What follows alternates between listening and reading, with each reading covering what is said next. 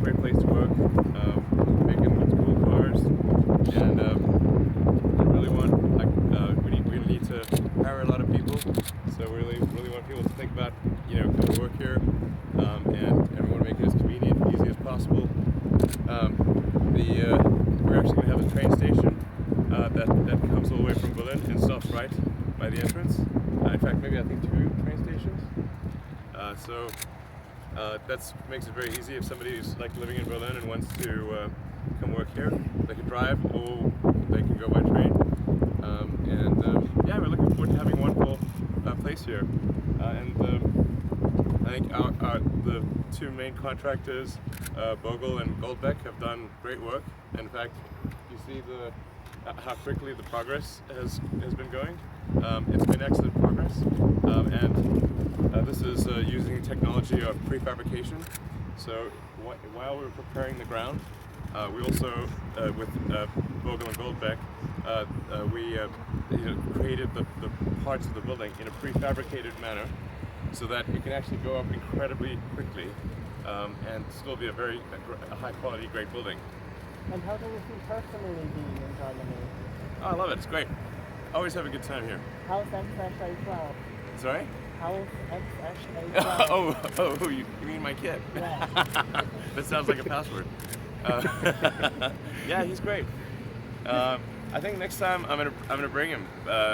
Maybe come back in a few months and bring him along.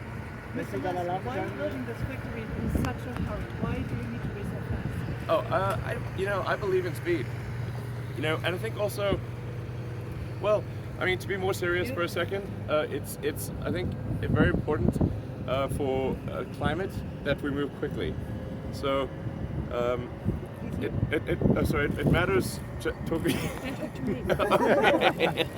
No, but I think it's very important that we accelerate the transition to sustainable energy, and that we move as quickly as possible. And so this is the reason for the sense of urgency. And I've been saying this for a long time, and it's good to see some of the companies like VW taking this very seriously now. But still, only a very small percentage of the cars that are made are electric. And then there's, I think we'll do maybe more than cars here. We'll also probably be building some batteries and cells and some other things here. So that'll be good for stationary storage of wind and solar. And essentially, the 3 elements that are needed for a sustainable energy future are sustainable energy generation, energy storage, and sustainable transport, electric cars, and eventually electric aircraft and electric. Ironically, everything can go electric except rockets, but anyway. And you can't have gas cars on Mars. But the reason for the urgency is that it matters if we take a short time or a long time. And if the faster we can make the transition to a sustainable energy future, the better for the world. That's why. How would you describe your relationship with the... Sure. Do you have a message for the people here in the region? Oh yes, well first of all, we're very excited to be in Grünheide, and we appreciate very much the support. And I want to make sure that when we have the big party to celebrate the opening, that the whole neighborhood is invited. Okay. Yes, everyone's invited. We'll start the party early, and if you want to have an early party, you can go, and then it'll go late, and then we'll have sort of a rave thing at the end, some cool techno or something. But it'll be ranged from from family event to late night. I think a rave cave is culturally necessary. It is. Totally. It's cool. Totally. What are you doing here today? I came here to just see the progress in person, and I was actually meaning to come sooner, but of course, pandemic. I was meaning to come here 3-4 months ago, but I'll be here quite frequently, and the new airport I understand is finally opening. This will be conveniently located. You had a hand on this? No, maybe we set a good example. I don't know. Okay. How long will you be staying? Sorry? How long will you be staying? I'm with you. I'm heading out late tonight. Oh. So I've been from the beginning of the week till now. So it's been about four days or so. But it's been great. I love Germany. It's great.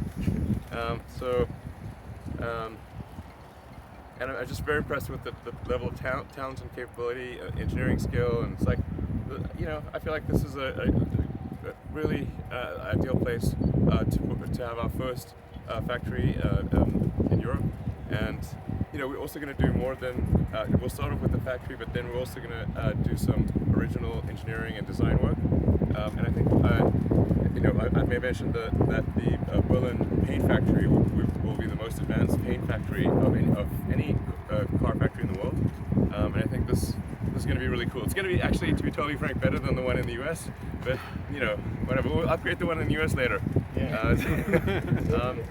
So it's a really cool multi-layer paint system, and you know, we're going to have a color lab here, and it's going to be really cool. So you know, it's engineering and design as well as manufacturing. So. What are the plans for the future? Yeah, I mean, well, it's like I was saying, it's you know, we're going to build the factory, but then we also I mean, there's a bunch of innovative stuff that we'll be doing here that we'll tell you about in the future. It's not just you know, a copy of the Model Y. It's actually a radical redesign of the core technology of building a car. And some of this, when I do Battery Day later in September, I'll talk about what we're going to be doing here in Berlin. But it'll be the first time that there's going to be a transformation in the core structural design of the vehicle. It's quite a big thing. So it's like I said, both manufacturing, engineering, and design as well. Yeah. Will Musk, the main problem here in the region is the water. Okay, sure. Do you know about the water problem in the region? Yeah.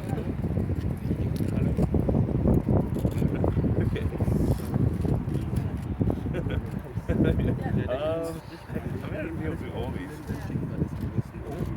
These are going to be traded on eBay. Okay.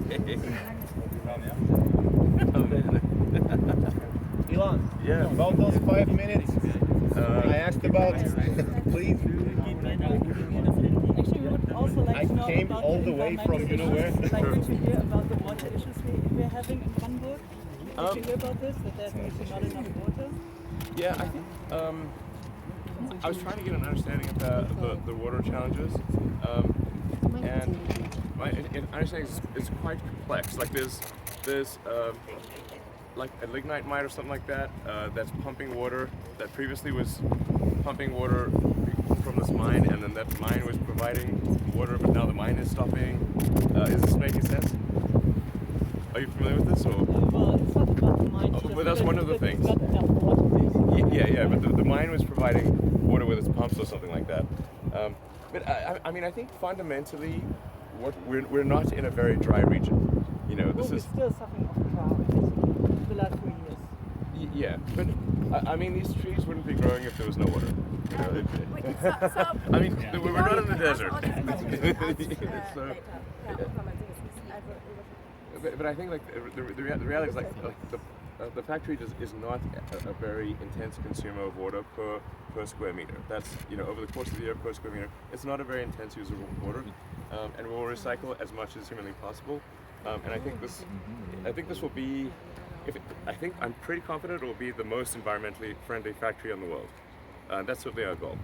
And so anything we can do to make it better for the environment, we want to do that, because that's the mission of the company. So if anyone has any advice, we're very open to criticism and advice for what we can do better. So let us know. You know. All right, cool. Thanks for coming. Elon. Oh man, I gotta go actually look at the factory.